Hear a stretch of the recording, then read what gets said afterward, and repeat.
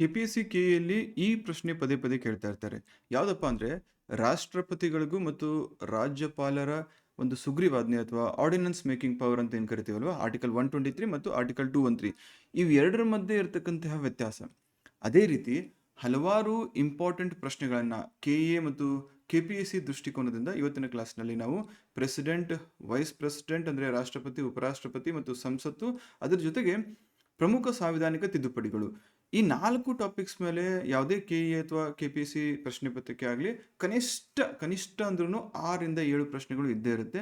ಹಾಗಾಗಿ ಇವುಗಳನ್ನ most important topic ಅಥವಾ ಹೈ ಯೀಲ್ಡಿಂಗ್ ಟಾಪಿಕ್ಸ್ ಅಂತ ಕರಿತೀವಿ. So welcome back. ಎಂದಿನಂತೆ ಇವತ್ತು ಕೂಡ ನಾವು ಪೊಲೀಸ್ ಕಾನ್ಸ್ಟೇಬಲ್ ಪರೀಕ್ಷೆಗೆ ಕೆಇಎ ಮತ್ತು ಪಿಸಿ ಪರೀಕ್ಷಾ ದೃಷ್ಟಿಕೋನದಿಂದ ಪ್ರಮುಖವಾಗಿರ್ತಕ್ಕಂತಹ ಟಾಪಿಕ್ಸ್ ಅನ್ನ, ಅಂದ್ರೆ ಪ್ರೈಮ್ ಟಾಪಿಕ್ಸ್ ಅಂತ ಯಾವ ರೀತಿ ಕೆಟಗರೈಸ್ ಮಾಡ್ತೀವಿ ಅಂದ್ರೆ, ಫಸ್ಟ್ ಟೈಮ್ ಯಾರು ನೋಡ್ತಾ ಇದ್ದಾರೆ ಅವರಿಗೆ ಹೇಳಲಿಕ್ಕೆ, ಪದೇ ಪದೇ ರಿಪೀಟ್ ಆಗ್ತಾ ಇರ್ತಕ್ಕಂಥ ಪ್ರಶ್ನೆಗಳನ್ನು ಅಥವಾ ಟಾಪಿಕ್ಸನ್ನು ಪ್ರೈಮ್ ಟಾಪಿಕ್ಸ್ ಅಂತ ನಾವು ಡಿಸ್ಕಸ್ ಮಾಡ್ತೀವಿ. ಅದ್ರ ಜೊತೆಗೆ ಈಗಾಗಲೇ ಪ್ರತಿ ವಿಡಿಯೋದಲ್ಲಿ ಹೇಳ್ಕೊಂಬಂದಾಗೆ ಈ PDF ನಿಮ್ಗೆ ಬೇಕು ಅಂದರೆ ಈ ಕೆಳಗಡೆ ಕಾಣ್ತಾ ಇರ್ತಕ್ಕಂಥ ನಂಬರು 9036862461 ಈ ನಂಬರ್ಗೆ ಹೈ ಅಂತ ವಾಟ್ಸಪ್ ಮಾಡಿ. 9036862461 ಈ ನಂಬರ್ಗೆ ಹೈ ಅಂತ ಮೆಸೇಜ್ ಮಾಡಿದ್ರೆ ನಿಮಗೆ ಈ PDF ಆ ವಾಟ್ಸಪ್ ಗ್ರೂಪಲ್ಲಿ ಇರುತ್ತೆ. ರೈಟ್. ಸೊ ಮೆಸೇಜ್ ಮಾಡಿದ್ಮೇಲೆ ವಾಟ್ಸಪ್ ಗ್ರೂಪ್ ಆ್ಯಡ್ ಮಾಡಲಿಕ್ಕೆ ಒಂದು 2-3 ಅವರ್ಸ್ ಆಗ್ಬೋದು. ಸೊ ಹಾಗಾಗಿ ಹ್ಯಾವ್ ಪೇಷನ್ಸ್. ಜೊತೆಗೆ ಇವತ್ತಿನ ಈ ಒಂದು ಡಿಸ್ಕಷನನ್ನು, ಆಮೇಲೆ ಈ PDF ಅನ್ನು ನೀವು ಸರಿಯಾಗಿ ಓದ್ಕೊಂಡಿದ್ದೆ ಆದಲ್ಲಿ 6ರಿಂದ 7 ಅಥವಾ 8 ಮಾರ್ಕ್ಸನ್ನು ಈಸಿಲಿ ಈ ಒಂದು ಸಂವಿಧಾನದಿಂದ ಬರ್ತಕ್ಕಂಥ ಪ್ರಶ್ನೆಗಳಿಗೆ ಉತ್ತರಿಸುವ ಮೂಲಕ ತಗೊಳ್ಬೋದು ನೀವು. ಓಕೆನಾ? ಸೊ ಇಲ್ಲೂ ಕೂಡ ಎಂದಿನಂತೆ ನಾನು ಕೆಇಎ ಪ್ಯಾಟರ್ನನ್ನು ಆಧರಿಸಿಕೊಂಡು ಕೆಇಯಲ್ಲಿ ಕೇಳಲಾಗಿರ್ತಕ್ಕಂಥ ಪ್ರಶ್ನೆಗಳನ್ನೇ ಚರ್ಚೆ ಮಾಡ್ತಾ ಇದ್ದೀನಿ. So let us begin. ಒಂದು ಬುಕ್ಕು, ಒಂದು ಪೆನ್ ತಗೊಳ್ಳಿ. ನಾನು ಕೇಳುವಂತಹ ಪ್ರತಿ ಪ್ರಶ್ನೆನ ಗಮನ ಇಟ್ಟು ಓದಿ ಪಾಸ್ ಮಾಡಿ, ಅವಶ್ಯಕತೆ ಬಂದರೆ 4 ಆಪ್ಷನ್ಸ್ ನೋಡಿ ರೈಟ್ ಆಪ್ಷನನ್ನು ಚೂಸ್ ಮಾಡಿ, ರಾಂಗ್ ಆಪ್ಷನನ್ನು ಎಲಿಮಿನೇಟ್ ಮಾಡಿ. ಇಲ್ಲಿ ಯಾವ ರೀತಿ ಎಲಿಮಿನೇಷನನ್ನು ಮಾಡ್ತೀನಿ ಅಂತ ಅರ್ಥ ಮಾಡ್ಕೊಳ್ಳಿ. ಓಕೆನಾ? ಸೊ ಕ್ವೆಶನ್ ನಂಬರ್ 1, ಭಾರತದ ರಾಷ್ಟ್ರಪತಿಗಳ ಚುನಾವಣಾ ಮಂಡಳಿಯಲ್ಲಿ, ಎಲೆಕ್ಟೋರಲ್ ಕಾಲೇಜ್ ಅಥವಾ ನಾವು ಚುನಾವಣಾ ಗಣಕ ಅಂತ ಕೂಡ ಕರಿತೀವಿ, ಈ ಕೆಳಗಿನ ಯಾರು ಭಾಗವಹಿಸುವುದಿಲ್ಲ? The president of India is elected by an electoral college consisting of whom? ಯಾರ್ಯಾರು ಇರ್ತಾರೆ? ಸೊ ಇಲ್ಲಿ ಪ್ರಶ್ನೆ ಮೇಲೆ ಫೋಕಸ್ ಇಟ್ಟು ನೋಡಿ. ನಾನು ಆಸ್ಪಿರೆಂಟ್ ಆಗಿದ್ದಾಗ, ಪ್ರತಿ ವರ್ಷ UPSC ಎಕ್ಸಾಮ್ ಬರೆದಾಗ ನಾನು ಕನಿಷ್ಠ 2-3 ಮಾರ್ಕ್ಗಳನ್ನು ಎಲ್ಲಿ ತಪ್ಪಿಸ್ಕೊಳ್ತಾ ಇದ್ದೆ ಅಂತ ಹೇಳಿದ್ರೆ, ಈ ರೀತಿ ಕ್ವಶನ್ ಅಲ್ಲಿ ಕೇಳಿರ್ತಕ್ಕಂಥ ಕೀವರ್ಡ್ ಮೇಲೆ ಫೋಕಸ್ ಮಾಡ್ತಾ ಇರಲಿಲ್ಲ. ಈ ಕ್ವಶನ್ ಏನು ಕೇಳ್ತಾ ಇದೆ? Who among the following does not participate? ಭಾಗವಹಿಸುವುದಿಲ್ಲ ಅಂತ ಕೇಳ್ತಾ ಇದೆ ಅಲ್ವಾ? ಸರಿ, 2-3 ಮಾರ್ಕ್ ಹೋದ್ರೆ ಹೋಗ್ಲಿ ಬಿಡಿ ಅನ್ನಕ್ಕೆ ಹೋಗ್ಬೇಡಿ. ಒಂದೊಂದು ಮಾರ್ಕ್ ಕೂಡ ಇಂಪಾರ್ಟೆಂಟು. ಆ ಒಂದು ಮಾರ್ಕು ಅಥವಾ ಅರ್ಧ ಮಾರ್ಕಿಂದ ನೀವು ಹೊರಗಡೆ ಉಳ್ಕೊಂಡಾಗ ಗೊತ್ತಾಗುತ್ತೆ. ನನ್ನ ಪ್ರಕಾರ ನಾನು 2016 ಪ್ರಿಲಿಮ್ಸನ್ನು 2018 ಪ್ರಿಲಿಮ್ಸನ್ನು ಅರ್ಧ ಮಾರ್ಕಲ್ಲಿ UPSCಯಿಂದ ಹೊರಗಡೆ ಉಳ್ಕೊಂಡಿದ್ದೆ, ಪ್ರಿಲಿಮ್ಸಿಂದ. ರೈಟ್. ಸೊ ಹಂಗಾಗಿ ಈ ಥರ ಕೀವರ್ಡ್ಸ್ ಮೇಲೆ ಗಮನ ಇರಲಿ. ಇಲ್ಲಿ ಏನು ಕೇಳ್ತಾ ಇದ್ದಾರೆ? ಯಾರು ಭಾಗವಹಿಸುವುದಿಲ್ಲ. ಸೊ ಆಬ್ವಿಯಸ್ಲಿ ನಿಮಗೆ ಇಲ್ಲಿ ಆರ್ಟಿಕಲ್ 54 ಅನ್ನ ನೀವು ಓದ್ಕೊಂಡಿದ್ರೆ, ರಾಷ್ಟ್ರಪತಿಯವರಿಗೆ ಸಂಬಂಧಪಟ್ಟಂತೆ ಆ ಒಂದು ಬೇಸಿಕ್ ಆರ್ಟಿಕಲ್ ಗೊತ್ತಿದ್ರೆ ನಿಮಗೆ ಈಸಿಲಿ ಗೊತ್ತು. ಈ ಎಲೆಕ್ಟೋರಲ್ ಕಾಲೇಜಲ್ಲಿ ಎಲೆಕ್ಟೆಡ್ ಮೆಂಬರ್ಸ್ ಇರ್ತಾರೆ, ಚುನಾಯಿತ ಸದಸ್ಯರು ಇರ್ತಾರೆ. ಯಾವ್ಯಾವ ಒಂದು ಚುನಾಯಿತ ಸದಸ್ಯರು? Both houses of the parliament, ಲೋಕಸಭೆ, ರಾಜ್ಯಸಭೆ. ಅದರ ಜೊತೆಗೆ ಬೇರೆ ಬೇರೆ ರಾಜ್ಯಸಭೆಯ ಅಥವಾ ಬೇರೆ ಬೇರೆ ರಾಜ್ಯಗಳ ವಿಧಾನಸಭೆಯ ಎಲೆಕ್ಟೆಡ್ ಮೆಂಬರ್ಸ್ ಕೂಡ ಇರ್ತಾರೆ. ಸೊ ಹಾಗಾಗಿ ಒಟ್ಟಾಗಿ ಎಲೆಕ್ಟೆಡ್ ಮೆಂಬರ್ಸ್ ಯಾರು ಇರ್ತಾರೆ ಇಲ್ಲಿ? ಲೋಕಸಭೆ, ರಾಜ್ಯಸಭೆ ಹಾಗೂ ರಾಜ್ಯಗಳ ವಿಧಾನಸಭೆ. ಅದರ ಜೊತೆಗೆ elected members of union territories having assemblies. ಇಷ್ಟು ಗೊತ್ತಿದ್ರೆ ಈಸಿಲಿ ಈ ಆನ್ಸರ್ ಅನ್ನ ನೀವು ಸರಿ ಮಾಡಬಹುದು. ಸೊ ಯಾರು ಇರಲ್ಲ ಅಂತ ಕೇಳ್ತಾ ಇದ್ದಾರೆ. ಆಪ್ಷನ್ ನೋಡಿ, ಸಂಸತ್ತಿನ 2 ಮನೆಗಳ ಚುನಾಯಿತ ಸದಸ್ಯರು, ನೋ, ತಪ್ಪು. ಎಲೆಕ್ಟೆಡ್ ಮೆಂಬರ್ಸ್ ಆಫ್ ಪಾರ್ಲಿಮೆಂಟ್ ಇರಲೇಬೇಕು. ರಾಜ್ಯ ವಿಧಾನ ಪರಿಷತ್ಗಳು, ಹೌದು. ನಮ್ಮ ದೇಶದಲ್ಲಿ ಎಷ್ಟು ರಾಜ್ಯಗಳಲ್ಲಿ ಈ ಲೆಜಿಸ್ಲೇಟಿವ್ ಕೌನ್ಸಿಲ್ ಅಥವಾ ವಿಧಾನ ಪರಿಷತ್ ಇದೆ ಅಂತ ಆನ್ಸರ್ ಕಮೆಂಟ್ ಮಾಡಿ. ಆಪ್ಷನ್ ಕೊಡ್ತೀನಿ, 5, 6, 7, 8 ಯಾವ್ಯಾವ ರಾಜ್ಯಗಳು ಅಂತ ಕೂಡ ಕಮೆಂಟ್ ಮಾಡಿ. ಸೊ ಹಾಗಾಗಿ ಯಾರು ಪಾರ್ಟಿಸಿಪೇಟ್ ಮಾಡ್ತಾ ಇಲ್ಲ ಅಂತ ಕೇಳ್ತಾ ಇದ್ದಾರೆ, ನಮಗೆ ಬಿ ಅಲ್ಲೇ ಆ ಆನ್ಸರ್ ಸಿಗ್ತಾ ಇದೆ. ಸೊ ಎ ಎಲಿಮಿನೇಟ್ ಮಾಡಿದ್ರೆ ಬಿ ಆನ್ಸರ್ ಅಂತ ಗೊತ್ತಾಯ್ತು. ಸಿ ಸುಮ್ಮನೆ ನೋಡಿ, ರಾಜ್ಯ ವಿಧಾನಸಭೆಗಳ ಚುನಾಯಿತ ಸದಸ್ಯರು ಇವರು ಇರ್ತಾರೆ. ದೆಹಲಿ ಮತ್ತು ಪುದುಚೇರಿ ಕೇಂದ್ರಾಡಳಿತ ಪ್ರದೇಶಗಳ ವಿಧಾನಸಭೆಗಳ ಚುನಾಯಿತ ಸದಸ್ಯರು ಇವರು ಕೂಡ ಇರ್ತಾರೆ. ಈಗ ಇದಕ್ಕೆ ಇವ್ರ ಜೊತೆ ನಮ್ಮ ಜಮ್ಮು ಕಾಶ್ಮೀರಿನ ಒಂದು ಯೂನಿಯನ್ ಟೆರಿಟರಿಯ ಒಂದು ಎಲೆಕ್ಟೆಡ್ ಮೆಂಬರ್ಸ್ ಕೂಡ ಪಾರ್ಟಿಸಿಪೇಟ್ ಮಾಡ್ತಾರೆ. ಸೊ ಓವರಾಲ್ ಇದಕ್ಕೆ ಸರಿಯಾದ ಉತ್ತರ ಯಾವುದು? ಬಿ, ರಾಜ್ಯ ವಿಧಾನ ಪರಿಷತ್ತುಗಳು. ಅರ್ಥ ಆಯ್ತಲ್ಲ? ನೆಕ್ಸ್ಟ್, ರಾಷ್ಟ್ರಪತಿಗಳ ಚುನಾವಣಾ ವಿಧಾನಕ್ಕೆ ಮ್ಯಾನರ್ ಆಫ್ ಎಲೆಕ್ಷನ್ಗೆ ಸಂಬಂಧಪಟ್ಟಂತೆ ಈ ಕೆಳಗಿನ ಯಾವ ಹೇಳಿಕೆ ಸರಿಯಾಗಿದೆ? ರಾಷ್ಟ್ರಪತಿಗಳ ಎಲೆಕ್ಷನ್ ಅಂತ ಬಂದಾಗ ಇದಕ್ಕೆ ಇದರದ್ದೇ ಆದಂತಹ ಒಂದು ವೈಶಿಷ್ಟ್ಯ ಇದೆ. ಬೇರೆ MLA ಆಗಿರ್ಬೋದು ಅಥವಾ MPs ಆಗಿರ್ಬೋದು, ಇನ್ನು ಉಳಿದಂತಹ ಯಾವುದಾದ್ರೂ ಒಂದು ಸಾಂವಿಧಾನಿಕ ಹುದ್ದೆ ಆಗಿರ್ಬೋದು, ಅದಕ್ಕೆ ಇರತಕ್ಕಂತಹ ಒಂದು ಪ್ರೊಸೀಜರೇ ಬೇರೆ ಇರುತ್ತೆ, ಇದಕ್ಕೆ ಇರತಕ್ಕಂಥ ಒಂದು ಪ್ರೊಸೀಜರೇ ಬೇರೆ ಇರುತ್ತೆ. ಟಾಪ್ ಲೆವೆಲ್ ಸೆಕ್ಯೂರಿಟಿ ಅಥವಾ ಥಿಂಕಿಂಗು, ಪ್ಲಾನಿಂಗು, ರಾಷ್ಟ್ರಪತಿಗಳ ಚುನಾವಣೆಯನ್ನು ಪ್ಲಾನ್ ಮಾಡುವಾಗ ನಮ್ಮ ಸಂವಿಧಾನದ ರಚನಾಕಾರರು ಇದಕ್ಕೆ ಆ ಒಂದು ಇಂಪಾರ್ಟೆನ್ಸ್ನ ಕೊಟ್ಟಿರ್ತಾರೆ. ಸೊ ಇಲ್ಲೇನು ಕೇಳ್ತಾ ಇದ್ದಾರೆ, ಯಾವ ಹೇಳಿಕೆ ಸರಿಯಾಗಿದೆ? ನೀವು ಕ್ವಶನ್ ಪೇಪರ್ ಸಾಲ್ವ್ ಮಾಡುವಾಗಲೂ ಅಷ್ಟೇ, ಫಸ್ಟ್ ಏನು ಮಾಡಿ, ಕ್ವಶನ್ ಪೇಪರಲ್ಲಿ ಏನು ಕೇಳ್ತಾ ಇದ್ರೆ ಅದನ್ನು ಸುಮ್ಮನೆ ಹಿಂಗೆ ರೌಂಡ್ ಹಾಕೊಂಬಿಡಿ. ನಿಮ್ಮ ಮೈಂಡು, ಕಣ್ಣು ಮತ್ತು ಬಾಡಿ ಎಲ್ಲವೂ ಕೂಡ ಸಿಂಕ್ರನೈಸ್ ಆಗುತ್ತೆ. ಸೊ ಆ ತನು, ಮನ, ಮೈಂಡು ಎಲ್ಲವೂ ಒಟ್ಟಿಗೆ ಇನ್ವಾಲ್ವ್ ಆದಾಗ ಆ ಎಕ್ಸಾಮಲ್ಲಿ ನಿಮಗೆ ಇಂಟ್ರೆಸ್ಟ್ ಹೋಗಲ್ಲ, ಡಿವೇಟ್ ಆಗಲ್ಲ, ಫೋಕಸ್ ಜಾಸ್ತಿ ಆಗುತ್ತೆ, ಜೊತೆಗೆ ರೈಟ್ ಆನ್ಸರ್ನ ಚೂಸ್ ಮಾಡಲಿಕ್ಕೆ ಜಾಸ್ತಿ ಸ್ಟ್ರೆಸ್ಫುಲ್ ಆಗಲ್ಲ. ಓಕೆ, ಈ ಕೆಲವೊಂದಿಷ್ಟು ಟಿಪ್ಸ್ ಆ್ಯಂಡ್ ಟ್ರಿಕ್ಸ್ ನಾನು ಮಧ್ಯೆ ಮಧ್ಯೆ ಹೇಳ್ತಾ ಇರ್ತೀನಿ, ಅದನ್ನು ಡೆಫಿನೆಟ್ಲಿ ಅಳವಡಿಸ್ಕೊಳ್ಳಿ. ಯಾಕಂದರೆ ಒಬ್ಬ ಸೀರಿಯಸ್ ಆಸ್ಪಿರೆಂಟ್ಗೆ 0ಇಂದ 80 90 ಹೋಗುವಂಥ ಅವಶ್ಯಕತೆ ಇರಲ್ಲ. If he or she is a serious aspirant, already ಒಂದು 60-70 ರೇಂಜಲ್ಲಿ ಬಂದುಬಿಟ್ಟಿರ್ತಾರೆ ಅವರು. 70 ಆಸ್ಪಾಸು ಈ PC ಎಕ್ಸಾಮ್ಗೆ. 70ಇಂದ 80 ಹೋಗೋದೇನಿರುತ್ತಲ್ಲ, ತಮ್ಮ ಸೀಟನ್ನು ಸೆಕ್ಯೂರ್ ಮಾಡ್ಕೊಳ್ಳೋದು, ಕನ್ಫರ್ಮ್ ಮಾಡ್ಕೊಳ್ಳೋದು, ಅಲ್ಲಿ ಸ್ವಲ್ಪ ಒದ್ದಾಡ್ತಾ ಇರ್ತಾರೆ. ಹಾಗಾಗಿ ಅಂಥವರು ಇಂತಹ ಅಂಶಗಳನ್ನು ಅಳವಡಿಸ್ಕೊಂಡ್ರೆ ಅಥವಾ ಮೈಗೂಡಿಸ್ಕೊಂಡ್ರೆ ಡೆಫಿನೆಟ್ಲಿ ಹೆಲ್ಪ್ ಆಗುತ್ತೆ. ರಾಷ್ಟ್ರಪತಿಗಳ ಚುನಾವಣಾ ವಿಧಾನಕ್ಕೆ ಸಂಬಂಧಿಸಿದಂತೆ ಈ ಕೆಳಗಿನ ಯಾವ ಹೇಳಿಕೆ ಸರಿಯಾಗಿದೆ ಅಂತ ಕೇಳ್ತಾ ಇದ್ದಾರೆ. ಇಲ್ಲಿ ಚುನಾವಣೆಯು ಮುಕ್ತ ಮತದಾನ ತಪ್ಪು. ಯಾಕಂದರೆ ನೀವು ಎಲೆಕ್ಷನ್ ಆಫ್ ಪ್ರೆಸಿಡೆಂಟ್ ಅಂತ ಬಂದರೆ ಅಲ್ಲಿ ಪ್ರಮುಖವಾಗಿರ್ತಕ್ಕಂಥ ವೆಪನ್ ಯಾವ್ದು ಗೊತ್ತಾ? Secret ballot. ಯಾರು ಯಾರಿಗೆ ಓಟ್ ಹಾಕಿದ್ರು ಅಂತ ಗೊತ್ತಾಗಲ್ಲ. ಹಾಗಾಗಿ this is the main key point here, secret ballot ಅಲ್ವಾ? ಸೊ ಹಾಗಾಗಿ ಫಸ್ಟ್ ಸ್ಟೇಟ್ಮೆಂಟ್ ಹೋಯಿತು. ಎಲ್ಲ ರಾಜ್ಯಗಳ ಶಾಸಕರ ಮತದ ಮೌಲ್ಯವು ಒಂದೇ ಆಗಿರುತ್ತದೆ, ತಪ್ಪಲ್ವಾ? Based on the population of the state. ಆ ರಾಜ್ಯದ ಜನಸಂಖ್ಯೆ, ಆ ರಾಜ್ಯದಲ್ಲಿ ಇರ್ತಕ್ಕಂತಹ ಒಟ್ಟು MLAಗಳ ಸಂಖ್ಯೆಗೆ ಅನುಗುಣವಾಗಿ ಒಬ್ಬ MLAಯ ಓಟ್ನ ವ್ಯಾಲ್ಯೂ ಅಲ್ಲಿರುತ್ತೆ. ಪ್ರತಿ MLAಗೂ ಓಟ್ ವ್ಯಾಲ್ಯೂ ಒಂದೇ ಆಗಿರಲ್ಲ. ಒಂದೇ ಓಟ್ ಹಾಕಿದ್ರು ಸಹ ಅದಕ್ಕೆ ಒಂದು ಪ್ರಪೋರ್ಷನಲ್ಲಿ ಅದಕ್ಕೊಂದು ವ್ಯಾಲ್ಯೂವನ್ನು ಅಸೈನ್ ಮಾಡಲಾಗಿರುತ್ತೆ. ಫಾರ್ ಎಕ್ಸಾಂಪಲ್ UPಯಲ್ಲಿ ಇರ್ತಕ್ಕಂತಹ ಒಂದು MLA ವ್ಯಾಲ್ಯೂ ಜಾಸ್ತಿ ಇರುತ್ತೆ, MLA ಓಟ್ ವ್ಯಾಲ್ಯೂ ಜಾಸ್ತಿ ಇರುತ್ತೆ. ಸಿಕ್ಕಿಮಲ್ಲಿ ಲೋಯೆಸ್ಟ್ ಇರುತ್ತೆ ಅಲ್ವಾ? ಸೊ ಹಾಗಾಗಿ ಎಲ್ಲ ರಾಜ್ಯಗಳ ಶಾಸಕರ ಮತದ ಮೌಲ್ಯ ಒಂದೇ ಆಗಿರುತ್ತೆ. It's definitely wrong. ಚುನಾವಣೆಯು ಪ್ರಮಾಣಾನುಗುಣ ಪ್ರಾತಿನಿಧ್ಯದ ಒಂಟಿ ವರ್ಗಾವಣೆ ಮತ ಪದ್ಧತಿಯ ಮೂಲಕ ನಡೆಯುತ್ತದೆ. The election is held in accordance with the system of proportional representation by means of single transferable vote.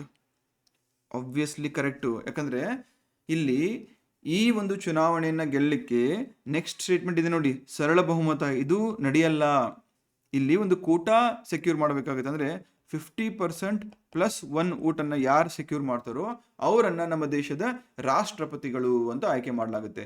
So which means ಇಲ್ಲಿ ಈ ಒಂದು C ಆಪ್ಷನನ್ನು ಅರ್ಥ ಮಾಡ್ಕೋಬೇಕಾದ್ರೆ D ಆಪ್ಷನ್ ಕೂಡ ನಮ್ಗೆ ಅರ್ಥ ಆಗಿರಬೇಕು, ಇದು ತಪ್ಪು ಅಂತ ಹೇಳ್ಬಿಟ್ಟು. ಯಾಕಂದರೆ ಫಸ್ಟ್ ಪಾಸ್ಟ್ ದಿ ಪೋಸ್ಟ್ ಅಂತ ಹೇಳಿದ್ರೆ, ಫಾರ್ ಎಕ್ಸಾಂಪಲ್ ಈಗ ಒಂದು 1000 ಜನ ವೋಟ್ ಮಾಡ್ತಾರೆ. ಇದರಲ್ಲಿ 3 ಅಭ್ಯರ್ಥಿಗಳು ಇರ್ತಾರೆ. ಒಬ್ಬರಿಗೆ 500 ಸಿಗುತ್ತೆ, ಮತ್ತೊಬ್ಬರಿಗೆ 300 ಸಿಗುತ್ತೆ, ಮತ್ತೊಬ್ಬರಿಗೆ 200 ಸಿಗುತ್ತೆ. ಸೊ ಹೈಯೆಸ್ಟ್ ವೋಟ್ಸ್ ಯಾರಿಗೆ ಬಂದಿದೆ? 500 ಅಭ್ಯರ್ಥಿಗೆ. ಇವರನ್ನು ವಿನ್ನರ್ ಅಂತ ಡಿಕ್ಲೇರ್ ಮಾಡ್ತೀವಿ. ಇದು ಫಸ್ಟ್ ಪಾಸ್ಟ್ ದಿ ಪೋಸ್ಟ್. ಇದಲ್ಲ. ಇಲ್ಲಿ ಯಾವುದು ರಾಷ್ಟ್ರಪತಿ ಎಲೆಕ್ಷನ್ ಅಂತ ಬಂದಾಗ ಮಿನಿಮಮ್ ಕೋಟಾ ಅವರು ಚೂಸ್ ಅಂದರೆ ಹೊಂದಿರಲೇಬೇಕು. ಅದಕ್ಕೆ ರಾಷ್ಟ್ರಪತಿಯವರ ಆಯ್ಕೆ ಮಾಡುವಂಥ ಸಂದರ್ಭದಲ್ಲಿ ಈ ಸಿಂಗಲ್ ಟ್ರಾನ್ಸ್ಫರಬಲ್ ವೋಟನ್ನು ಯಾಕೆ ಕೊಡಲಾಗುತ್ತೆ ಅಂತ ಹೇಳಿದ್ರೆ, ಒಬ್ಬ ಅಭ್ಯರ್ಥಿ, ಅದು MLA ಆಗಿರ್ಬೋದು, MP ಆಗಿರ್ಬೋದು, ದೇರ್ ಆರ್ಡರ್ ಪ್ರಿಫರೆನ್ಸ್ ಆರ್ಡರ್ನ ಚೂಸ್ ಮಾಡ್ತಾರೆ. For example 4 ಅಭ್ಯರ್ಥಿಗಳಿದ್ದಾರೆ, A B C D. So ನಾನು ಫಸ್ಟ್ ವೋಟು A ಅವ್ರಿಗೆ ಮಾಡ್ತೀನಿ, ಸೆಕೆಂಡ್ ವೋಟು B ಅವರಿಗೆ, third vote C, fourth vote D.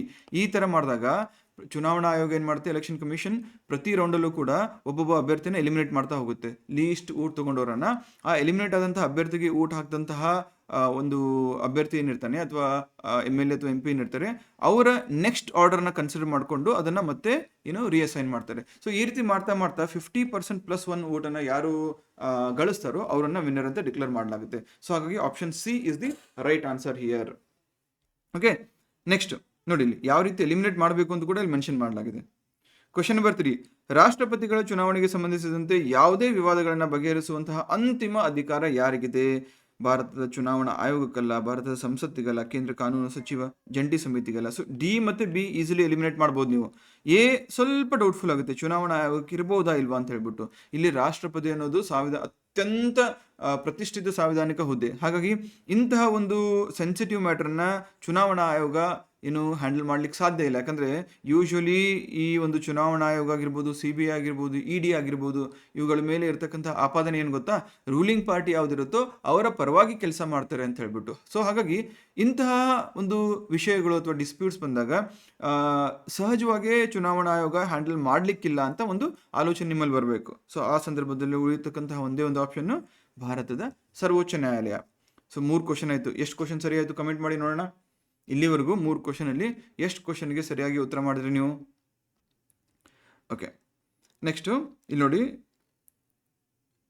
ಯಾವುದು ಎಸ್ ಸಿಂಗಲ್ ಟ್ರಾನ್ಸ್ಫರಬಲ್ ವೋಟ್ ಏನಿದೆಯಲ್ಲ, ಆರ್ಟಿಕಲ್ 55. ನಾನು ಪ್ರತಿ ಟಾಪಿಕ್ ಹೇಳುವಾಗ, ಅಂದರೆ ಎಸ್ಪೆಷಲಿ ಭಾರತ ಸಂವಿಧಾನ ಅಂತ ಬಂದಾಗ ಯಾವುದೇ ಟಾಪಿಕ್ ಡಿಸ್ಕಸ್ ಮಾಡಿದ್ರು ಅದು ಇಂಪಾರ್ಟೆಂಟ್ ಆಗಿರುತ್ತೆ. ಯಾಕೆ ಇಂಪಾರ್ಟೆಂಟ್ ಆಗಿರುತ್ತೆ? ಅದ್ರ ಮೇಲೆ ಸ್ಟೇಟ್ಮೆಂಟ್ ಬೇಸ್ಡ್ ಪ್ರಶ್ನೆನೂ ಕೇಳ್ಬೋದು, ಅಥವಾ ಒನ್ ವರ್ಡ್ ಆಗಿ ಅದು ಯಾವ ವಿಧಿ ಅಥವಾ ಆರ್ಟಿಕಲಲ್ಲಿ ಬರುತ್ತೆ ಅದನ್ನು ಕೂಡ ಕೇಳ್ಬೋದು. ಸೊ ಹಾಗಾಗಿ ಆರ್ಟಿಕಲನ್ನು ತಪ್ಪದೇ ಬಾಟ್ ಹಾಕಿ. ಇಲ್ಲಿ ಫಸ್ಟ್ ಕ್ವಶನಲ್ಲಿ ಆರ್ಟಿಕಲ್ 54, ರಾಷ್ಟ್ರಪತಿ ಚುನಾವಣೆಯಲ್ಲಿ ಕೇವಲ ಚುನಾಯಿತ ಸದಸ್ಯರು ಮಾತ್ರ ಭಾಗವಹಿಸ್ತಾರೆ. ನೆಕ್ಸ್ಟ್ ಕ್ವಶನಲ್ಲಿ article 55, the election is held in accordance with the single transferable vote, secret ballot ಮುಖಾಂತರ, ರಹಸ್ಯ ಮತದಾನದ ಮೂಲಕ.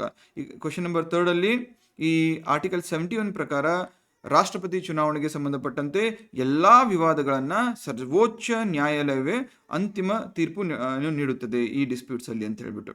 ನೆಕ್ಸ್ಟ್, ರಾಷ್ಟ್ರಪತಿಗಳ ಮಹಾಭಿಯೋಗ, ಇಂಪೀಚ್ಮೆಂಟ್ ಆಫ್ ದಿ ಪ್ರೆಸಿಡೆಂಟ್, ಈ ಪ್ರಕ್ರಿಯೆಗೆ ಸಂಬಂಧಿಸಿದಂತೆ ಈ ಕೆಳಗಿನ ಯಾವ ಹೇಳಿಕೆಗಳು ಸರಿಯಾಗಿವೆ ಅಥವಾ ಸರಿಯಾಗಿದೆ ಅಂತ ಕೇಳ್ತಾ ಇದ್ದಾರೆ. ಸ್ಟೇಟ್ಮೆಂಟ್ ನಂಬರ್ 1, ಸಂಸತ್ತಿನ ನಾಮನಿರ್ದೇಶಿತ ಸದಸ್ಯರು ಮಹಾಭಿಯೋಗದಲ್ಲಿ ಭಾಗವಹಿಸಲು ಅರ್ಹರಲ್ಲ. ಇಲ್ಲಿ ಏನು ಕೇಳ್ತಾ ಇದ್ದಾರೆ? ಸರಿಯಾಗಿದೆ. ರಾಷ್ಟ್ರಪತಿಗಳನ್ನ ಆಯ್ಕೆ ಮಾಡ್ತಕ್ಕಂಥ ಸಂದರ್ಭದಲ್ಲಿ ಅಲ್ಲಿ ಭಾಗವಹಿಸುವಂತಹ ಸದಸ್ಯರೇ ಬೇರೆ, ಮತ್ತು ಅವರ ಮಹಾಭಿಯೋಗ ಅಂದ್ರೆ ರಿಮೂವಲ್ ಅಂತ ಬಂದಾಗ ಅಲ್ಲಿ ಇರ್ತಕ್ಕಂತಹ ಸದಸ್ಯರೇ ಬೇರೆ ಆಗ್ತಾರೆ. ಆಫ್ಕೋರ್ಸ್ ಸ್ವಲ್ಪ ಕಾಮನ್ ಆಗಿರ್ತಾರೆ, ಬಟ್ ಓವರ್ ಆಲ್ ಅದೊಂದು ಸ್ಟ್ರಕ್ಚರ್ ಚೇಂಜ್ ಆಗುತ್ತೆ. ಯಾಕಪ್ಪ ಅಂತ ಹೇಳಿದ್ರೆ, ನೆನಪಿರಲಿ ಕ್ವಶನ್ ನಂಬರ್ 1 ಅಲ್ಲಿ ಹೇಳಿದ್ದೆ ನಾನು ಏನಂತ, ರಾಷ್ಟ್ರಪತಿಗಳ ಆಯ್ಕೆ ಮಾಡುವಂತಹ ಸಂದರ್ಭದಲ್ಲಿ ಚುನಾಯಿತ ಸದಸ್ಯರು ಮಾತ್ರ ಆ ಒಂದು ಎಲೆಕ್ಟೋರಲ್ ಕಾಲೇಜಲ್ಲಿ ಇರ್ತಾರೆ. ಆ ಚುನಾವಣಾ ಸದಸ್ಯರು ಯಾವುದು? ಪಾರ್ಲಿಮೆಂಟ್ ಅಂದ್ರೆ ಲೋಕಸಭೆ, ರಾಜ್ಯಸಭೆ, ಜೊತೆಗೆ ವಿಧಾನಸಭೆಗೆ ಮತ್ತು ದೆಹಲಿ, ಪುದುಚೇರಿ ಮತ್ತು ಮುಂದೆ ಜಮ್ಮು ಕಾಶ್ಮೀರ, ಇವುಗಳ ಚುನಾಯಿತ ಸದಸ್ಯರು. ಆದ್ರೆ ಮಹಾಭಿಯೋಗ, ಇಂಪೀಚ್ಮೆಂಟ್ ಅಂತ ಬಂದಾಗ ನೆನಪಿರಲಿ, ರಾಜ್ಯಗಳಿಗೆ ಕೆಲಸ ಇಲ್ಲ, ಕೇವಲ ಪಾರ್ಲಿಮೆಂಟ್, ಸಂಸತ್ತು ಅಂದ್ರೆ ಅಪ್ಪರ್ ಹೌಸ್, ಲೋವರ್ ಹೌಸ್, ಮೇಲ್ಮನೆ, ಕೆಳಮನೆ, ಈ ಎರಡೂ ಸದನಗಳ ಸದಸ್ಯರು ಎಲ್ಲರೂ ಇಲ್ಲಿ ಚುನಾಯಿತ ಸದಸ್ಯರು ಇರ್ತಾರೆ ಮತ್ತು ನಾಮನಿರ್ದೇಶನಗೊಂಡಂತಹ ಸದಸ್ಯರು ಅಂದ್ರೆ elected as well as nominated members ಇಬ್ರು ಸಹ ಇರ್ತಾರೆ. ಸೊ ಹಾಗಾಗಿ ಸ್ಟೇಟ್ಮೆಂಟ್ 1 ತಪ್ಪು. ಸ್ಟೇಟ್ಮೆಂಟ್ ಏನ್ ಹೇಳುತ್ತೆ? 1 ಏನ್ ಹೇಳುತ್ತೆ? ಸಂಸತ್ತಿನ ನಾಮನಿರ್ದೇಶಿತ ನಾಮಿನೇಟೆಡ್ ಸದಸ್ಯರು ಮಹಾಭಿಯೋಗದಲ್ಲಿ ಭಾಗವಹಿಸಲು ಅರ್ಹರಲ್ಲ ಅಂತ ಹೇಳ್ತಿದೆ. ಆರ್ ಆಕ್ಚುಲಿ ಎಲಿಜಿಬಲ್, ಅರ್ಹರು. ಹಾಗಾಗಿ ಸ್ಟೇಟ್ಮೆಂಟ್ 1 ತೆಗೆದಾಕಿ. ಮಹಾಭಿಯೋಗದ ನಿರ್ಣಯವನ್ನ ಕೇವಲ ಲೋಕಸಭೆಯಲ್ಲಿ ಮಾತ್ರ ಮೊದಲು ಮಂಡಿಸಬಹುದು, ಇದು ಕೂಡ ತಪ್ಪು. ಸಂಸತ್ತಿನ ಎರಡೂ ಸದನಗಳು, both upper house and lower house, ಇಬ್ಬರಿಗೂ ಕೂಡ ಈಕ್ವಲ್ ಪವರ್ಸ್ ಇರುತ್ತೆ with respect to the removal of president. Vice president ಬಂದಾಗ ಆ ಒಂದು ಅಪ್ರೋಚ್ ಪವರ್ ಬೇರೆ ಬೇರೆ ರೀತಿಯ ಹಂಚಿಕೆ ಆಗುತ್ತೆ. ಕೇವಲ ರಾಷ್ಟ್ರಪತಿಗಳ ಮಹಾಭಿಯೋಗ ಅಥವಾ ಇಂಪೀಚ್ಮೆಂಟ್ ಅಂತ ಬಂದ್ರೆ ಅಪ್ಪರ್ ಹೌಸ್, ಲೋವರ್ ಹೌಸ್ ಇಬ್ಬರಿಗೂ ಈಕ್ವಲ್ ಪವರ್ಸ್ ಇರುತ್ತೆ. ವೆರಸ್ ವೈಸ್ ಪ್ರೆಸಿಡೆಂಟ್, ಉಪರಾಷ್ಟ್ರಪತಿ ಅಂತ ಬಂದ್ರೆ ಅವರ ಇಂಪೀಚ್ಮೆಂಟ್ಗೆ ಸಂಬಂಧಪಟ್ಟಂತೆ ಮ್ಯಾಕ್ಸಿಮಮ್ ಪವರ್ ಯಾರಿಗಿರುತ್ತೆ ಅಂದ್ರೆ ನಮ್ಮ ರಾಜ್ಯಸಭೆಗೆ ಇರುತ್ತೆ. ಸೊ ಹಾಗಾಗಿ ಇಲ್ಲಿ ಸೆಕೆಂಡ್ ಸ್ಟೇಟ್ಮೆಂಟ್ ತಪ್ಪಾಗುತ್ತೆ. ವೈಸ್ ಪ್ರೆಸಿಡೆಂಟ್ ಮೇಲೆ ನೆಕ್ಸ್ಟ್ ಕ್ವಶನ್ಸ್ ನೋಡೋಣ ಅಂತೆ. ಕ್ವಶನ್ ನಂಬರ್ 3, ರಾಜ್ಯ ವಿಧಾನಸಭೆಗಳ ಸದಸ್ಯರು ಮಹಾಭಿಯೋಗ ಪ್ರಕ್ರಿಯೆಯಲ್ಲಿ ಭಾಗವಹಿಸುತ್ತಾರೆ. ಇನ್ನು ಇವಾಗ ತಾನೇ ಹೇಳಿದೆ, ಈ members of state legislative assemblies ಅಂದ್ರೆ MLAs ಕೇವಲ ಎಲೆಕ್ಷನ್ ಅಲ್ಲಿ ಮಾತ್ರ ಭಾಗವಹಿಸ್ತಾರೆ, ಯಾವುದೇ ಕಾರಣಕ್ಕೂ ರಿಮೂವಲ್ ಅಲ್ಲಿ ಅಥವಾ ಇಂಪೀಚ್ಮೆಂಟ್ ಅಲ್ಲಿ ಭಾಗವಹಿಸಲಿಕ್ಕೆ ಸಾಧ್ಯ ಇಲ್ಲ. ಸ್ಟೇಟ್ಮೆಂಟ್ ನಂಬರ್ 4, ಸಂಸತ್ತಿನ ಎರಡೂ ಮನೆಗಳ ನಾಮನಿರ್ದೇಶಿತ ಸದಸ್ಯರು ಇದರಲ್ಲಿ ಭಾಗವಹಿಸಬಹುದು, ಆದರೆ ರಾಜ್ಯಗಳ ವಿಧಾನಸಭೆಗಳ ಸದಸ್ಯರು ಭಾಗವಹಿಸುವುದಿಲ್ಲ. This is absolutely correct. ಇಷ್ಟೊತ್ತರೆಗೂ ಟಾಪ್ 3 ಸ್ಟೇಟ್ಮೆಂಟ್ಸ್, ಫಸ್ಟ್ 3 ಸ್ಟೇಟ್ಮೆಂಟ್ಸ್ ಇದನ್ನೇ ಹೇಳ್ತಾ ಇತ್ತು. ಹಾಗಾಗಿ ಇದರಲ್ಲಿ ರೈಟ್ ಆನ್ಸರ್ ಯಾವುದು? ಡಿ.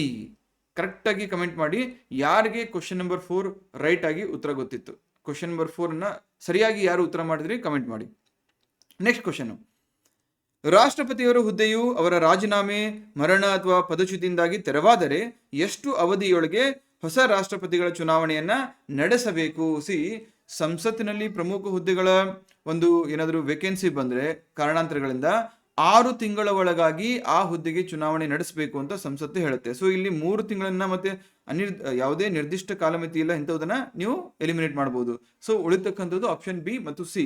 ಬಟ್ ನೀವು ಆರ್ಟಿಕಲ್ 62 ಕ್ಲಾಸ್ 2 ಓದಿದ್ರೆ ರಾಷ್ಟ್ರಪತಿಯವರ ಹುದ್ದೆ ತೆರವಾದ ದಿನದಿಂದ 6 ತಿಂಗಳುಗಳ ಒಳಗಾಗಿ ಹೊಸ ಚುನಾವಣೆಯನ್ನು ನಡೆಸಿ ಹೊಸ ರಾಷ್ಟ್ರಪತಿಯನ್ನ ಆಯ್ಕೆ ಮಾಡತಕ್ಕದ್ದು ಅಂತ ಆರ್ಟಿಕಲ್ 62 ಸ್ಪಷ್ಟವಾಗಿ ಹೇಳುತ್ತೆ. ಸೊ ಆ ಸಂದರ್ಭದವರೆಗೂ ಅಂದ್ರೆ ಹೊಸ ರಾಷ್ಟ್ರಪತಿ ಅಧಿಕಾರ ಸ್ವೀಕರಿಸುವವರೆಗೂ ಉಪರಾಷ್ಟ್ರಪತಿಗಳು ರಾಷ್ಟ್ರಪತಿಯಾಗಿ ಸೇವೆ ಸಲ್ಲಿಸ್ತಾರೆ. ಅಂಡ್ ಆ ಅವಧಿಯಲ್ಲಿ ಉಪರಾಷ್ಟ್ರಪತಿಗಳು ರಾಷ್ಟ್ರಪತಿಯಾಗಿ ಅಂದ್ರೆ when vice president is acting as a president, ಅವರು ಉಪರಾಷ್ಟ್ರಪತಿ ಹುದ್ದೆಗೆ ಸಂಬಂಧಪಟ್ಟಂತಹ ಯಾವುದೇ ಜವಾಬ್ದಾರಿ ರೆಸ್ಪಾನ್ಸಿಬಿಲಿಟಿಯನ್ನ ತೆಗೆದುಕೊಳ್ಳಲ್ಲ. ಮೇನ್ ರೆಸ್ಪಾನ್ಸಿಬಿಲಿಟಿ ಯಾವುದು? Vice president to act as the chairman of Rajya Sabha ಅಥವಾ ಮೇಲ್ಮನೆಯ ಅಧ್ಯಕ್ಷರಾಗಿ ಕಾರ್ಯನಿರ್ವಹಿಸೋದು. ಸೊ ಆ ಉಪರಾಷ್ಟ್ರಪತಿಗಳು ರಾಷ್ಟ್ರಪತಿಗಳಾಗಿ ಕೆಲಸ ನಿರ್ವಹಿಸುವಾಗ ಯಾವುದೇ ಕಾರಣಕ್ಕೂ ರಾಜ್ಯಸಭೆ ಚೇರ್ಮನ್ ಆಗಿ ಅವರು ಕೆಲಸವನ್ನ ಮಾಡಲ್ಲ. ಸೊ ಹಾಗಾಗಿ ಆರ್ಟಿಕಲ್ 62 ಗೊತ್ತಿದ್ರೆ ಈಸಿಲಿ ನೀವು ಆಪ್ಷನ್ ಬಿ ಅನ್ನ ಚೂಸ್ ಮಾಡ್ಕೋತೀರಾ, ರೈಟ್? ಸೊ ಇನ್ನು ಪ್ರೆಸಿಡೆಂಟ್ಗೆ ಸಂಬಂಧಪಟ್ಟಂತೆ 15 ಕ್ವಶನ್ಸ್ ಇದೆ. ಡಾಕ್ಯುಮೆಂಟ್ ಶೇರ್ ಮಾಡಿದ್ಮೇಲೆ ನೋಡಿ. Next we shall move on to vice president. ಈ ರೀತಿ ಮಾಡಿದ್ರೆ ಏನಾಗುತ್ತೆ ಗೊತ್ತಾ, ನಿಮಗೆ ಕಾನ್ಸೆಪ್ಚುವಲ್ ಕ್ಲಾರಿಟಿನೂ ಬರುತ್ತೆ, ಜೊತೆಗೆ ಇಂಟ್ರೆಸ್ಟಿಂಗು ಆಗಿರುತ್ತೆ ಒಂದು ಪ್ರಶ್ನೆಯನ್ನ ಸಾಲ್ವ್ ಮಾಡುವಾಗ ಅಥವಾ ಕಾನ್ಸೆಪ್ಟನ್ನು ಅರ್ಥ ಮಾಡ್ಕೊಳ್ಳುವಾಗ. ಭಾರತದ ಉಪರಾಷ್ಟ್ರಪತಿಗಳ ಚುನಾವಣಾ ಮಂಡಳಿಯು ಯಾರನ್ನ ಒಳಗೊಂಡಿರುತ್ತದೆ? The electoral college for the election of vice president consist of. ಇಲ್ಲಿ ನಾವು ಪ್ರೆಸಿಡೆಂಟ್ ಬಗ್ಗೆ ನೋಡ್ಕೊಂಡ್ವಿ. ಆರ್ಟಿಕಲ್ 54 ಪ್ರಕಾರ ಪ್ರೆಸಿಡೆಂಟ್ ಅವ್ರನ್ನ ಆಯ್ಕೆ ಮಾಡಬೇಕಾದ್ರೆ ಅಲ್ಲಿರ್ತಕ್ಕಂಥ ಎಲೆಕ್ಟೋರಲ್ ಕಾಲೇಜು ಯಾರನ್ನ ಒಳಗೊಂಡಿರುತ್ತೆ? Elected members of both the houses of parliament and assemblies, ಕರೆಕ್ಟಾ? ವೆರಾಸ್ ಉಪರಾಷ್ಟ್ರಪತಿಗಳ ಚುನಾವಣೆ ಅಂತ ಬಂದ್ರೆ ಇಲ್ಲಿ ರಾಷ್ಟ್ರಪತಿಗಳನ್ನ ಮಹಾಭಿಯೋಗ ಅಥವಾ ಇಂಪೀಚ್ಮೆಂಟ್ ಮಾಡುವಂತಹ ಸಂದರ್ಭದಲ್ಲಿ ಯಾವ ಸದಸ್ಯರು ಇರ್ತಾರಲ್ಲ ಆ ಅಷ್ಟು ಸದಸ್ಯರು ಉಪರಾಷ್ಟ್ರಪತಿಗಳ ಚುನಾವಣೆಯಲ್ಲಿ ಭಾಗವಹಿಸ್ತಾರೆ. ಅಂದ್ರೆ ಬೋತ್ ಆಲ್ ಮೆಂಬರ್ಸ್ ಅಂದ್ರೆ elected as well as nominated members of both the houses of parliament. So ಹಾಗಾದ್ರೆ ರಾಷ್ಟ್ರಪತಿಗಳ ಚುನಾವಣಾ ಗಣಕ ಅಥವಾ ಎಲೆಕ್ಟೋರಲ್ ಕಾಲೇಜು ಮತ್ತೆ ಉಪರಾಷ್ಟ್ರಪತಿಗಳ ಚುನಾವಣಾ ಗಣಕ ಅಥವಾ ಎಲೆಕ್ಟೋರಲ್ ಕಾಲೇಜು ಇವೆರಡಕ್ಕೂ ಇರ್ತಕ್ಕಂಥ ವ್ಯತ್ಯಾಸ ಏನಪ್ಪಾ ಅಂತ ಹೇಳಿದ್ರೆ, ರಾಷ್ಟ್ರಪತಿಗಳ ಎಲೆಕ್ಷನ್ ಅಂತ ಬಂದಾಗ MLAs ಪಾರ್ಟಿಸಿಪೇಟ್ ಮಾಡ್ತಾರೆ, ಉಪರಾಷ್ಟ್ರಪತಿಗಳ ಎಲೆಕ್ಷನ್ ಅಂತ ಬಂದಾಗ MLAs ಪಾರ್ಟಿಸಿಪೇಟ್ ಮಾಡಲ್ಲ. ರಾಷ್ಟ್ರಪತಿಗಳ ಎಲೆಕ್ಷನ್ ಅಂತ ಬಂದಾಗ ಅಲ್ಲಿ nominated members of parliament participate ಮಾಡಲ್ಲ, ವೆರಾಸ್ ಉಪರಾಷ್ಟ್ರಪತಿಗಳ ಎಲೆಕ್ಷನ್ ಅಂತ ಬಂದಾಗ nominated members of parliament participate ಮಾಡ್ತಾರೆ. ಸೊ ಈ ಒಂದು ಕಾನ್ಸೆಪ್ಟ್ ಗೊತ್ತಿದ್ರೆ ಈಸಿಲಿ ಸಂಸತ್ತಿನ ಎರಡೂ ಮನೆಗಳ ಒಟ್ಟು ಸದಸ್ಯರು ಅಂತ ಆಪ್ಷನ್ ಬಿ ಮಾರ್ಕ್ ಮಾಡಿ ಬರ್ತಾ ಇರ್ತೀರಾ, ರೈಟ್? ನೆಕ್ಸ್ಟ್ ಪ್ರಶ್ನೆ 2, ಭಾರತದ ಉಪರಾಷ್ಟ್ರಪತಿಯಾಗಲು ಇರಬೇಕಾದ ಅರ್ಹತೆಗಳಿಗೆ ಕ್ವಾಲಿಫಿಕೇಶನ್ಗೆ ಸಂಬಂಧಪಟ್ಟಂತೆ ಈ ಕೆಳಗಿನ ಯಾವ ಹೇಳಿಕೆ ಸರಿಯಾಗಿದೆ? ಸೊ ರಾಷ್ಟ್ರಪತಿ ಆಗಬೇಕು, ಉಪರಾಷ್ಟ್ರಪತಿ ಆಗಬೇಕು ಅಂತ ಹೇಳಿ ಹೋಗಿ ನಾನಾಯ್ತು ನೀವಾಯ್ತು ಎಲೆಕ್ಷನ್ ನ ಕಂಟೆಸ್ಟ್ ಮಾಡ್ಲಿಕ್ಕೆ ಆಗಲ್ಲ.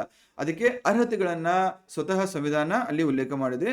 Once you meet those qualifications you will be eligible to contest the elections. Okay, with reference to the qualifications required to become the vice president of India, which of the following statements is correct? ಅವರು ಲೋಕಸಭೆಯ ಸದಸ್ಯರಾಗಿ ಆಯ್ಕೆಯಾಗಲು ಅರ್ಹತೆ ಹೊಂದಿರಬೇಕು. ಇದು ತಪ್ಪು. ಇಲ್ಲೇ ಗೊತ್ತಾಗ್ಬಿಡುತ್ತೆ, ಲೋಕಸಭೆಯಲ್ಲ ರಾಜ್ಯಸಭೆಯ ಸದಸ್ಯರಾಗಿ ಆಯ್ಕೆಯಾಗಲು ಅರ್ಹತೆಯನ್ನು ಹೊಂದಿದ್ರೆ ಮಾತ್ರ ಆ ವ್ಯಕ್ತಿ ರಾಷ್ಟ್ರಪತಿ ಒಂದು ಹುದ್ದೆಗೆ ಕಂಟೆಸ್ಟ್ ಮಾಡ್ಲಿಕ್ಕೆ ಯೋಗ್ಯರಾಗಿರ್ತಾರೆ ಅಥವಾ ಅರ್ಹತೆಯನ್ನು ಹೊಂದಿರ್ತಾರೆ ಅಂತ ಹೇಳುತ್ತೆ. ಸೊ ಬಿ ಸ್ಟೇಟ್ಮೆಂಟ್ ಗೊತ್ತಾಯ್ತು. ಸಿ ಸ್ಟೇಟ್ಮೆಂಟ್ ಏನಿದೆ ನೋಡಿ, ಸುಮ್ಮನೆ ಜಸ್ಟ್ ಫಾರ್ ಯುವರ್ ರೆಫರೆನ್ಸ್. ಅವರು ಕಡ್ಡಾಯವಾಗಿ ಯಾವುದೇ ಒಂದು ರಾಜ್ಯದ ಶಾಸಕರಾಗಿರ್ಬೇಕು ಇಲ್ಲ. ಈಗ ದ್ರೌಪದಿ ಮುರ್ಮು ಯಾವುದಾದ್ರೂ ಒಂದು ರಾಜ್ಯದ ಶಾಸಕರಾಗಿದ್ರೆ ಎಲೆಕ್ಟ್ ಆಗೋ ಮುಂಚೆ ಇಲ್ಲ. ಈ ತರ ಲಾಜಿಕ್ ಅಪ್ಲೈ ಮಾಡಿ ನೀವು. ಅವರ ಕನಿಷ್ಠ ವಯಸ್ಸು 30 ವರ್ಷಗಳಾಗಿರ್ಬೇಕು. ಇದು ಕೂಡ ತಪ್ಪು. ಕನಿಷ್ಠ ವಯಸ್ಸು ಎಷ್ಟಾಗಿರ್ಬೇಕು? 35 ವರ್ಷಗಳಾಗಿರ್ಬೇಕು. ಅರ್ಥ ಆಯ್ತಾ? ಈ ರೀತಿ ನೀವು ಕ್ವಶನ್ಸ್ ಅನ್ನ ಡಿಕೋಡ್ ಮಾಡಿದಾಗ ರೈಟ್ ಸ್ಟೇಟ್ಮೆಂಟ್ ಜೊತೆಗೆ ರಾಂಗ್ ಸ್ಟೇಟ್ಮೆಂಟ್ ಅಲ್ಲೂ ಕೂಡ ನಿಮಗೆ ಕಾನ್ಸೆಪ್ಟ್ ಆಗಿರ್ಬೋದು, ಫ್ಯಾಕ್ಟ್ ಆಗಿರ್ಬೋದು ಸಿಗುತ್ತೆ. ಸೊ ನಿಮ್ಮ ಪ್ರಿಪರೇಷನ್ ಕಂಪ್ಲೀಟ್ ಆಗುತ್ತೆ. ನೋಡಿ, ಒಂದೇ ಒಂದು ಕ್ವಶನ್ ಅಲ್ಲಿ ಮೋಸ್ಟ್ ಆಫ್ ದಿ ಕ್ವಾಲಿಫಿಕೇಶನ್ಸ್ ರಾಷ್ಟ್ರಪತಿ ಆಯ್ಕೆಗೆ ಸಂಬಂಧಪಟ್ಟಂತೆ ಅಥವಾ ಹುದ್ದೆಗೆ ಕಂಟೆಸ್ಟ್ ಮಾಡಲಿಕ್ಕೆ ಸಂಬಂಧಪಟ್ಟಂತೆ ಬೇಕಾಗಿರ್ತಕ್ಕಂಥ ಅರ್ಹತೆಯನ್ನು ನೀವು ಅರ್ಥ ಮಾಡ್ಕೊಂಡ್ರಿ. So this is how your preparation should be, right? Next, ಉಪರಾಷ್ಟ್ರಪತಿಯವರ ಪದಚ್ಯುತಿ ಅಥವಾ ರಿಮೂವಲ್ ಪ್ರಕ್ರಿಯೆಯನ್ನ ಸಂಸತ್ತಿನ ಯಾವ ಸದನದಲ್ಲಿ ಮಾತ್ರ ಮೊದಲು ಮಂಡಿಸಲು ಸಾಧ್ಯ? ಆಬ್ವಿಯಸ್ಲಿ ರಾಜ್ಯಸಭೆ. ಹಿಂದೆ ಪ್ರೆಸಿಡೆಂಟ್ ಅವರ ಇಂಪೀಚ್ಮೆಂಟ್ ಬಗ್ಗೆ ಡಿಸ್ಕಸ್ ಮಾಡುವಾಗ ಒಂದು ಪಾಯಿಂಟ್ ಹೇಳಿದ್ದೆ, ರಾಷ್ಟ್ರಪತಿಯವರ ಇಂಪೀಚ್ಮೆಂಟ್ ಅಥವಾ ಮಹಾಭಿಯೋಗಕ್ಕೆ ಸಂಬಂಧಪಟ್ಟಂತೆ ಸಂಸತ್ತಿನ ಎರಡೂ ಸದನಗಳು, upper house and lower house, ಇಬ್ಬರಿಗೂ ಕೂಡ ಈಕ್ವಲ್ ಪವರ್ಸ್ ಇರುತ್ತೆ. ಅಂದ್ರೆ ಎಲ್ಲಿ ಬೇಕಾದ್ರೂ ಮಂಡಿಸಬಹುದು. ವೆರಸ್ ಉಪರಾಷ್ಟ್ರಪತಿ ಅಂತ ಬಂದ್ರೆ, ಅವರ ರಿಮೂವಲ್ ಅಂತ ಬಂದ್ರೆ ರಾಜ್ಯಸಭೆಯಲ್ಲಿ ಮೊದಲು ಅದನ್ನು ಮಂಡಿಸಬೇಕಾಗತ್ತೆ. ವೈ? ಯಾರಿಗಾದ್ರೂ ಗೊತ್ತಾ? What is the reason?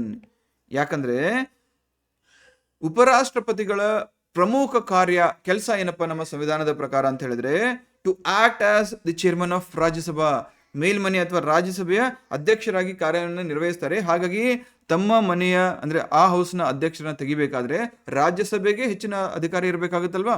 So that is what this particular question speaks about. ಇದನ್ನ ಆರ್ಟಿಕಲ್ 67 ಪ್ರಕಾರ ನಾವು ಇರೋದನ್ನ ಗಮನಿಸಬಹುದು.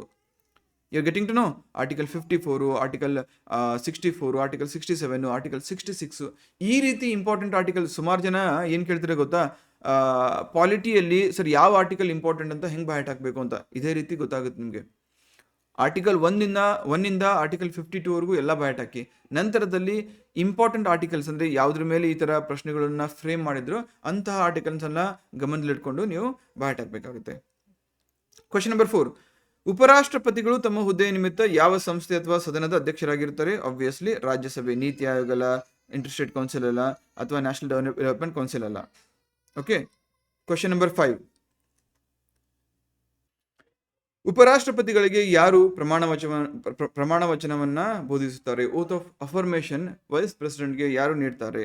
ಆಬ್ವಿಯಸ್ಲಿ ಭಾರತದ ರಾಷ್ಟ್ರಪತಿ, the president of India. This is as per article 69 of the Indian constitution. Okay, very easy question. Next question number 6,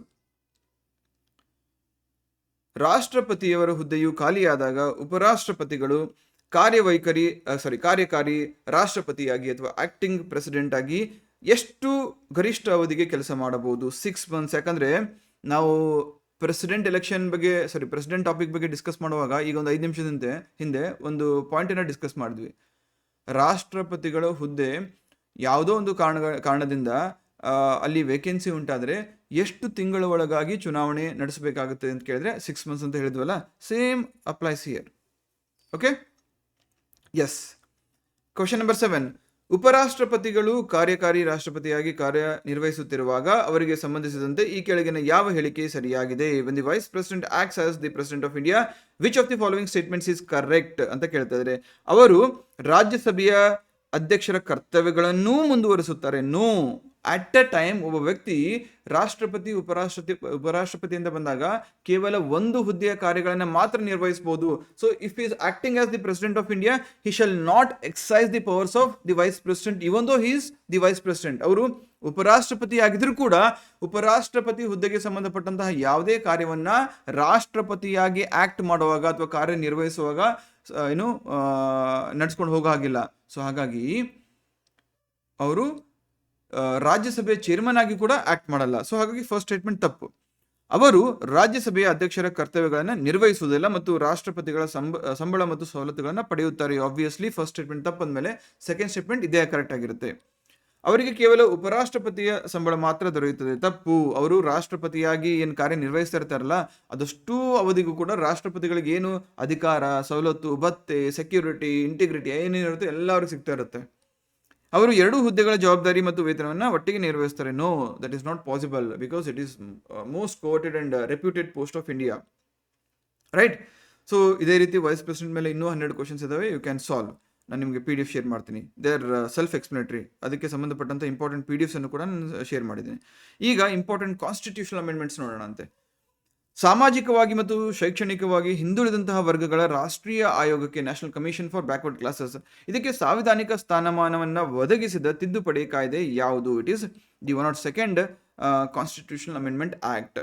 101 GST ಅಂತ ಗೊತ್ತಿರುತ್ತೆ. 102 ಯಾವುದು? NCBC ಅಂದರೆ 2018ರಲ್ಲಿ ಬಂದಂಥ ಕಾಯ್ದೆ, national commission for backward classes. ಅಲ್ಲಿವರೆಗೂ ಸ್ಟ್ಯಾಚ್ಯೂಟರಿ ರಿಕಗ್ನಿಷನ್ ಅಂದರೆ ಶಾಸನಬದ್ಧ ಸ್ಥಾನಮಾನ ಇತ್ತು, ಅದಕ್ಕೆ ಸಾಂವಿಧಾನಿಕ ಸ್ಥಾನಮಾನವನ್ನು ನೀಡಿದಂತಹ ಒಂದು ತಿದ್ದುಪಡಿ ಯಾವುದು? 102ನೇ ತಿದ್ದುಪಡಿ. ನೆಕ್ಸ್ಟ್ 1992ರ 74ನೇ ಸಾಂವಿಧಾನಿಕ ತಿದ್ದುಪಡಿ ಕಾಯ್ದೆಯ ಮೂಲಕ ನಗರ ಸ್ಥಳೀಯ ಸಂಸ್ಥೆಗಳು ಅಂದರೆ ಮುನ್ಸಿಪಾಲಿಟೀಸ್ ಆಡಳಿತಕ್ಕಾಗಿ ಸಂವಿಧಾನಕ್ಕೆ ಸೇರಿಸಲಾದಂತಹ ಹೊಸ ಅನುಸೂಚಿ ಯಾವುದು? 12ನೇ ಅನುಸೂಚಿ. ನಮ್ಮ ಭಾರತ ಸಂವಿಧಾನ ಜಾರಿಗೆ ಬಂದಾಗ ಅಂದರೆ 26 ಜನವರಿ 1950ಕ್ಕೆ ಜಾರಿಗೆ ಬಂತು. ಆ ಸಂದರ್ಭದಲ್ಲಿ we had only 8 schedules if I am not wrong. ನಮ್ಮ ಸಂವಿಧಾನದಲ್ಲಿ ಕೇವಲ 8 ಅನುಸೂಚಿಗಳಿದ್ದು ಈಗ ಅದು 12 ಅನುಸೂಚಿಯಾಗಿದೆ. 73, 74ನೇ ತಿದ್ದುಪಡಿ ಪಂಚಾಯತ್ ರಾಜ್ ಮತ್ತು ಮುನ್ಸಿಪಾಲಿಟೀಸ್ಗೆ ಸಂಬಂಧಪಟ್ಟಂತೆ. ಸೊ ಆ ಒಂದು ಅಮೆಂಡ್ಮೆಂಟ್ ಬಂದಾಗ 12ನೇ ಅನುಸೂಚಿನ ಅಲ್ಲಿ ಸೇರಿಸಲಾಯಿತು. 12ನೇ ಅನುಸೂಚಿಯಲ್ಲಿ ಆ ಸಂದರ್ಭದಲ್ಲಿ 18 ಪ್ರಮುಖ ವಿಷಯಗಳನ್ನ ಅಲ್ಲಿ ಯಾವುದು ಸಂವಿಧಾನದ ಭಾಗ 9A ಏನಿದೆ ಅದರಲ್ಲಿ ಸೇರಿಸಲಾಗಿತ್ತು. ಅರ್ಥ ಆಗ್ತದಿಲ್ಲ 10th schedule obviously aunty defection ಲಾ, ಪಕ್ಷಾಂತರ ನಿಷೇಧ ಕಾಯ್ದೆ. ಈ ಥರ ಒಂದೊಂದಕ್ಕೆ ನೀವು ಕ್ರಾಸ್ ಕನೆಕ್ಟಿಂಗ್ ಮಾಡ್ಕೊಂಡು ಹೋಗ್ಬೇಕಾಗುತ್ತೆ. ಹಾಗಾದ್ರೆ 9th ಶೆಡ್ಯೂಲ್ ಮತ್ತು 11th ಶೆಡ್ಯೂಲ್ ಯಾವ್ದ್ರ ಬಗ್ಗೆ ಇದೆ ಕಮೆಂಟ್ ಮಾಡಿ. Question number 18.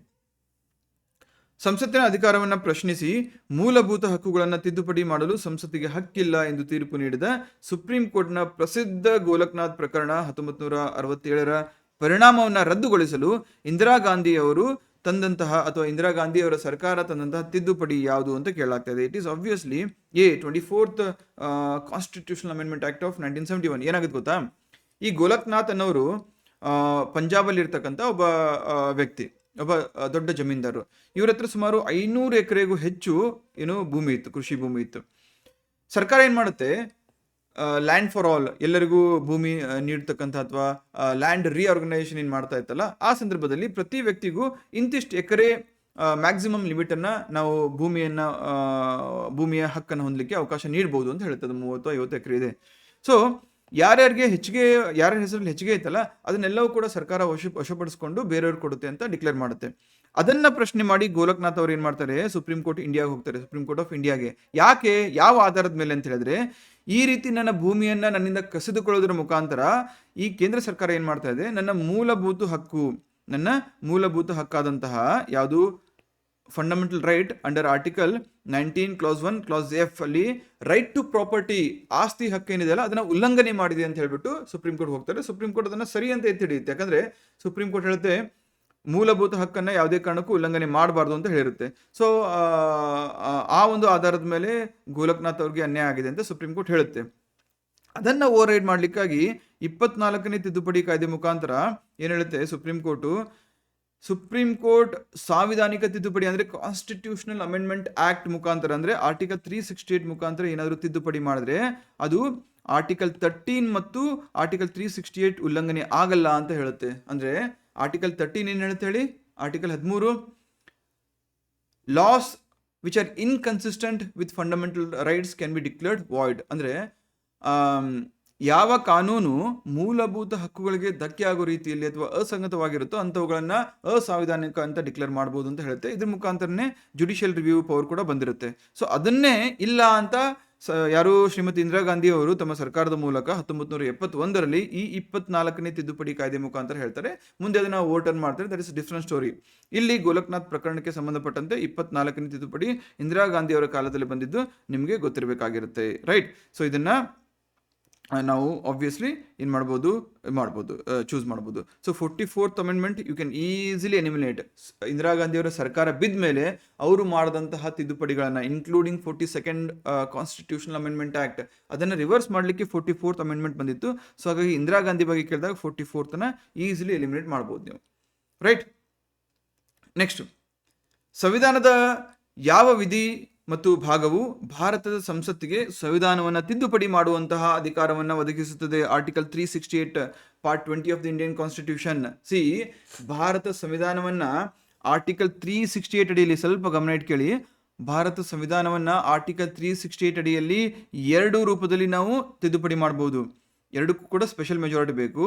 ಒಂದು special majority by both the houses of parliament, ಸಂಸತ್ತಿನ 2 ಸದನಗಳ ಒಂದು ಸ್ಪೆಷಲ್ ಮೆಜಾರಿಟಿಯೊಂದಿಗೆ, ಮತ್ತೊಂದು ಸಂಸತ್ತಿನ 2 ಸದನಗಳ ಸ್ಪೆಷಲ್ ಮೆಜಾರಿಟಿ ಅದರ ಜೊತೆಗೆ ratification by at least half of the states, 50%, ಕನಿಷ್ಠ 50% ರಾಜ್ಯಗಳ ಒಂದು ರಾಟಿಫಿಕೇಶನ್ ಒಂದಿಗೆ ಮಾಡೋದು. ಈ 2 ಸಾಂವಿಧಾನಿಕ ತಿದ್ದುಪಡಿಯ ಒಂದು ಮಾರ್ಗಗಳನ್ನು ಅಥವಾ ಕಾನ್ಸ್ಟಿಟ್ಯೂಷನಲ್ ಅಮೆಂಡ್ಮೆಂಟ್ ಪ್ರೊಸೀಜರನ್ನು ಆರ್ಟಿಕಲ್ 368 ಅಡಿಯಲ್ಲಿ ಮೆನ್ಷನ್ ಮಾಡಿದ್ದಾರೆ.